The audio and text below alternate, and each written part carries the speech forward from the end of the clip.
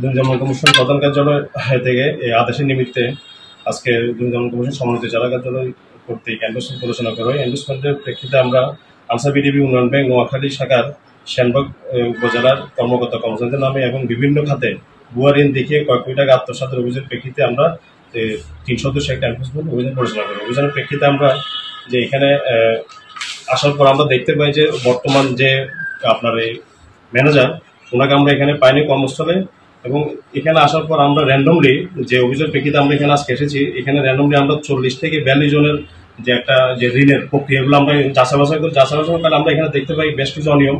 এখানে বিশেষ করে যে সাবেক যে বর্তমান যে ম্যানেজার পদত্যাগ রয়েছেন জনাব আলমগীর হোসেন, উনি থাকাকালীন যে এখানে ওনার যে একটা মোবাইল নাম্বার দিয়ে উনি এই 40-42 জনের কি আপনার সিরিয়াল নাম্বার মেনটেন করে কি যে উনি নিজে টাকাটা আত্মসাৎ করছেন বলে আমাদের কাছে প্রাথমিকভাবে কি প্রতিমান হয়। এবং পাশাপাশি আমরা এখানে বেশ কিছু ডকুমেন্টস চেয়েছিলাম যে এই ঋণ সংক্রান্ত কাগজগুলো, আর এই ডকুমেন্টসগুলোকে আমরা এখানে খুঁজে পাইনি। তো আমরা এই পরবর্তীতে আমাদের এই সংক্রান্তের যে অনিয়মগুলো সেটা আমরা আমাদের বিস্তারিত প্রতিবেদন আমাদের কমিশন বরাবর কি দাখিল করবো।